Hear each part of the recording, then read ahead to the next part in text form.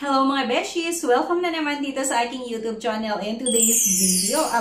Sunod-sunod na puro bagong pautangan online, bagong loan app yung isi-share ko nga sa inyo. At sa loan app nga daw na ito ulit ay hanggang 28,000 pesos yung pwede nating mautang. And napakabilis nga daw din ulit yung pag-process nito ng ating loan application. Pero sana bago nyo subukan na umutang dito, mapanood nyo nga yung buong video na ito. At hayaan nyo muna na ako yung sumubok na umutang dito para malaman nga natin kung okay nga ba talaga ito utangan or hindi. Kung isa nga ba ito sa mga legit or hindi legit na pwede nating mautangan online. Pero bago ang lahat, may good news nga po ako sa inyo.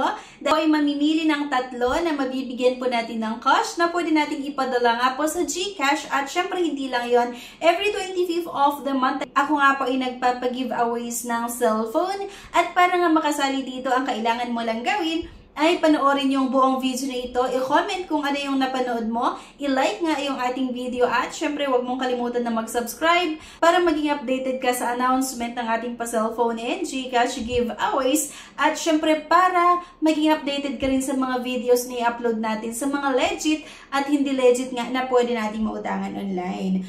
So here nga mga beshies, ang pag-uusapan natin na itong Peramars Credit. So dito may mga gusto na namang i-access sa ating cellphone at kung makikita nyo dyan hanggang 28,000 pesos nga yung pwede nating mahiram and loan takes only 3 steps. Fill in the info, get the amount, and receive the loan. So ayan, napakabilis nga din daw. So here nga, kailangan natin ilagay yung ating mobile number at click lang natin yung may nakalagay na request. Meron na naman tayong matatanggap na one-time password. So register nga or mag-login lang tayo kung meron na tayong dating account. So, I have read and agree on privacy policy. So, i-click nga lang natin yan. Click lang natin dito mga beshes ha, yung loan now. Pero ito nga yung sinasabi ko kanina na hanggang 28,000 nga lang daw yung pwedeng mautang dito. Una, upload a valid ID.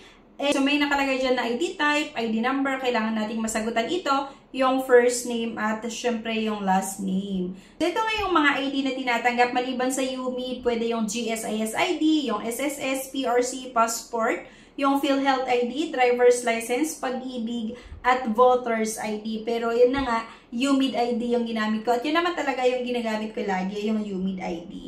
Okay, so kagaya nung sabi ko kanina, kailangan nating masagutan itong ID number. First name, syempre, yung middle name naman po dito ay optional, and last name, at yung birth date kailangan din mailagay. Gender, male or female, syempre, at marital status. Then, children number, ilan na ba yung anak nyo?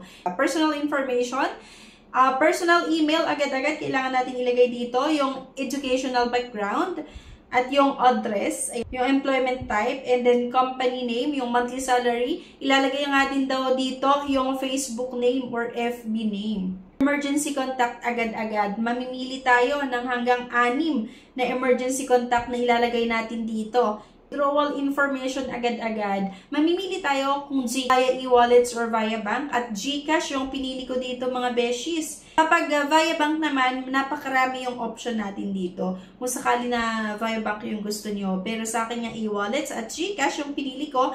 Maliban sa GCash, pwede sa PayMaya, GrabPay at kung makikita nyo nagka-countdown na credit limit under evaluation. Agad-agad mga beshies, ang bilis naman yung pag-process nito and declined agad-agad yung loan application ko. Pero syempre, hindi tayo papayag na ganun-ganun lang yung mangyayari, no? So, i-check natin ulit kung ano nga ba yung review nung mga ibang sumubok dito, yung mga reviews sa kanilang app. So, by the way pala, itong app na ito ay na-download ko sa App Store. So, sa mga naka-iPhone. So, dito nga, yung mga iba't ibang reviews ay puro 1 star or napakababa yung mga reviews at hindi maganda itong mga nilagay nila dito. For example, ito, kukunin lang infos mo tapos reject. Next, kumuha lang ng contact tapos reject naman nag-fill up. Huwag nyo i-try. Scammer kayo. Pagkatapos ko mailagay infos, sabay auto-reject, diba? Kagaya nung nangyari sa akin, diba? Pagkalagay ko ng mga infos, pagkasagot ko, nung mahinahanap nila, reject agad yung lumabas na status nga daw ng aking loan application. Kaya naman, isang loan app na naman mga beshies na hindi maganda utangan. Based nga sa naging experience ko, napakabilis yung pag-reject nila ng loan application. Pero at least, diba, nalaman natin agad. Kaysa naman dun sa mga ibang loan app na ang tagal nung pag-process nila, or aabutin pa ng 1 oras, 2 oras, or 12 hours, or 1 araw, and then malalaman mo, or doon mo palang malaman na declined lang din pala yung loan application mo. So at least, diba, nalaman din natin agad na declined yung loan application. And ang nakakaloka lang, nung i-check ko nga, yung review ng ibang sumubok nga sa app na ito ay puro negative at napakarami din talaga yung nag-try na utangan ito pero puro declined nga ang kanilang loan application. Kagaya nung nangyari nga sa akin na auto-reject. Kaya kung ayaw mong magsayang ng oras sa pag-install ng app nito and ang ending lang din ay madedecline yung loan application mo, yabay wag mo nang subukan, baka magaya ka lang din sa akin. Pero syempre kagaya nga ng sinasabi ko na option nyo pa rin kung gusto nyo i-download or hindi.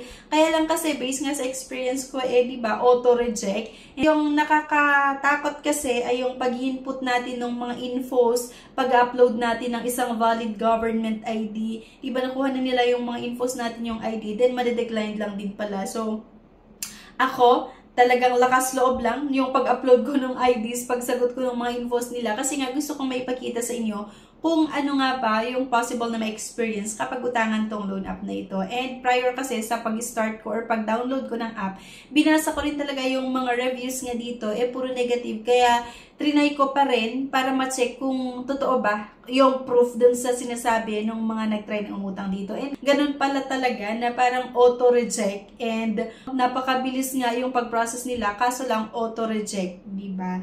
So, hindi ko alam kung paano. Siguro i-contact ko yung customer service nila. Sana makontak ko para delete yung mga infos ko at yung ID na na-upload ko dito. So yan lang mga beshies. Anyway, thank you for watching. Please don't forget to click the subscribe button. Sana like nyo yung video para maging updated kayo sa announcement ng ating pa-cellphone and GCash giveaways at sa mga iba't ibang loan app na nire-review natin para may idea nga kayo kung okay ba utangan or hindi. Thank you guys at see you on my next vlog. Bye-bye!